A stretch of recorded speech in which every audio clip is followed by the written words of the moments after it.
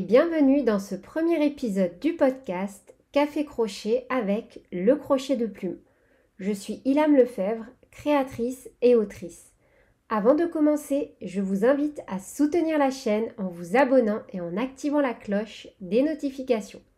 Vous pouvez également souscrire à la chaîne en devenant membre, ce qui vous donnera accès au live tous les derniers dimanches matin du mois de 10h à 11h, mais aussi à un tutoriel PDF offert tous les mois et d'autres avantages. Dans ce nouveau format, je vous invite en immersion dans mon univers à découvrir l'une de mes passions.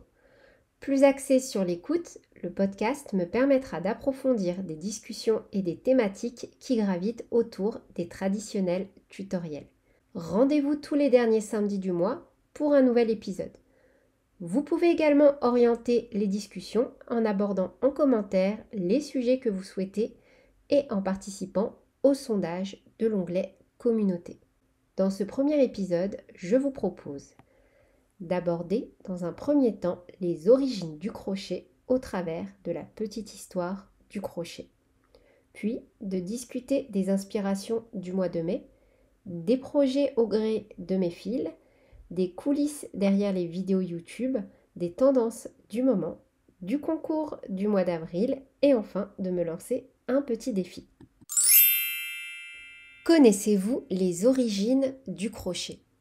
Même si celles-ci demeurent incertaines, on retrouve des traces de premiers ouvrages dès le Moyen Âge. On l'enseigne dans les couvents, puis dans les salons de la noblesse. Le crochet est considéré comme un véritable passe-temps.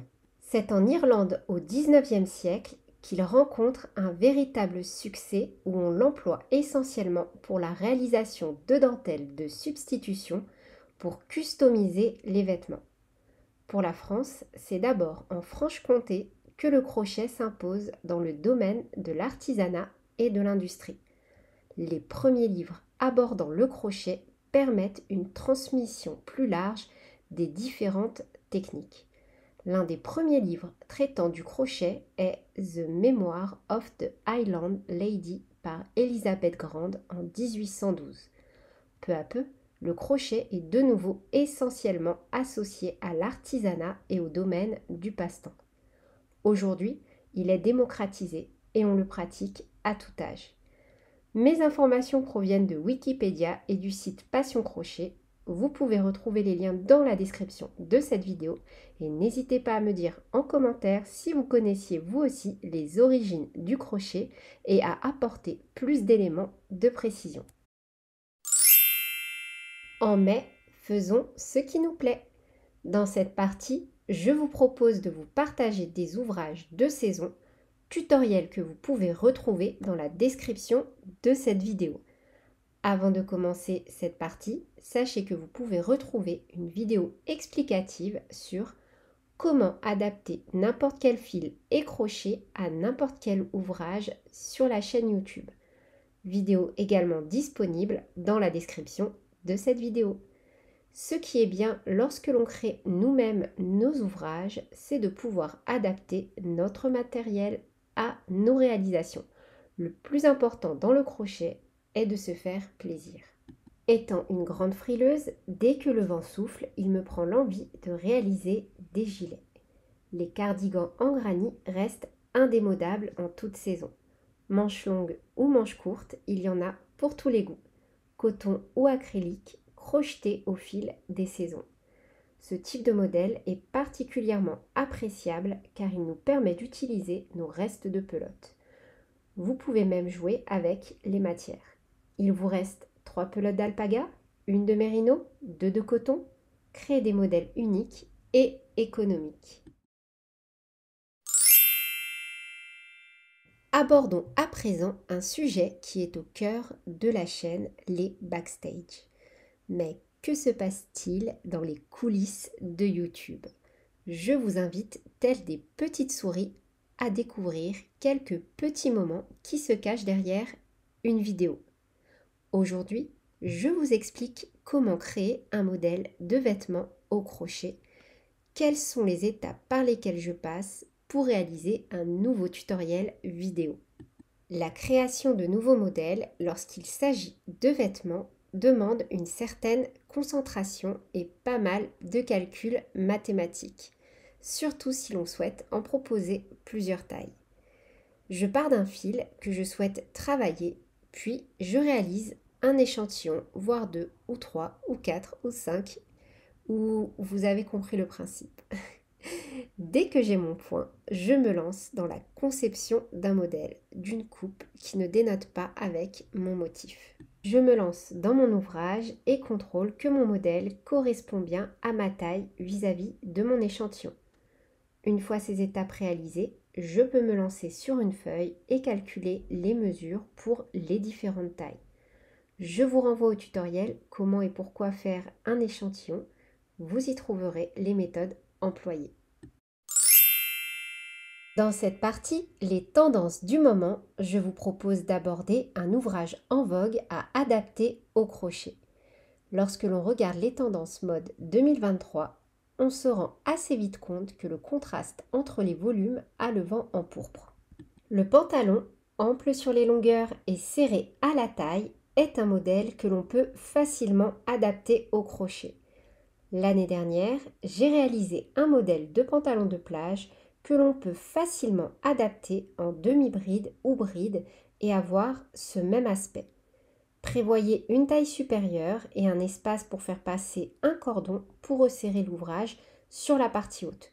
Vous pouvez également utiliser ce système de cordon au niveau du bas de votre pantalon pour obtenir un aspect pantalon cargo. Je vous laisse le modèle dans la description de cette vidéo et sachez que les pantalons de ce type sont de loin mes préférés. J'en ai d'ailleurs conservé un qui date d'avant ma grossesse, comme quoi la mode est réellement un éternel recommencement. Comme vous le savez déjà certainement, depuis cette année, il y a tous les mois un concours créatif à partir des tutoriels que je vous propose sur ma chaîne YouTube ou sur le site. Vous pouvez retrouver toutes les informations du concours directement sur le site internet. Je vous laisse le lien directement vers la page du concours en description. Je vous propose de voir à l'écran quelques-unes des photos des participants des concours précédents. Pour les prochains podcasts, je ferai évoluer cette partie, alors n'hésitez pas à me donner vos idées en commentaire. Pour le concours d'avril, il se clôture demain, donc si vous avez en réserve une création à partir d'un de mes tutoriels à proposer, il n'est pas trop tard. Sinon, sachez que le prochain concours ouvrira en mai. Sachez également qu'il n'y a que des gagnants puisque tous les participants se voient offrir un PDF pour leur participation.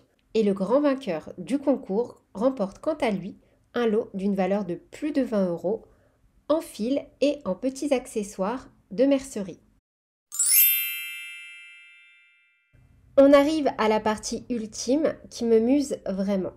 Je vous mets au défi de me lancer un défi. Je vous propose de choisir parmi les modèles suivants un projet assez conséquent à réaliser avec des restes de pelote. Pour ça, je vais commencer à trier mes restes de fil et si vous souhaitez me suivre, je vous invite à en faire de même. D'ailleurs, dites-moi en commentaire comment vous procédez pour recycler vos fils. Et je vous propose de partager certaines de vos réponses lors du prochain épisode de podcast. Parmi les projets spéciaux restes de laine, voici ce que je vous propose. Un plaid en granny square, un pull, un coussin ou une veste. En attendant, je vous mets en commentaire une vidéo qui traite de 5 idées pour utiliser ces restes de pelote pour des petits ouvrages au crochet. On arrive au terme de ce tout premier podcast. Dites-moi en commentaire laquelle de ces parties vous a le plus plu ou s'il y a des sujets que vous souhaiteriez que je développe pour le prochain. Je vous invite également à me rejoindre dans la rubrique blog de mon site www.lecrochetdeplume.com pour donner votre avis sur les articles qui viennent compléter certaines vidéos. J'essaye de répondre aux questions soulevées sur telle ou telle vidéo en apportant des billes supplémentaires au tutoriel. On se retrouve pour un nouvel épisode de podcast le mois prochain et sur ce, je vous fais plein de bisous, prenez bien soin de vous et à très bientôt pour de nouveaux tutoriels. Salut!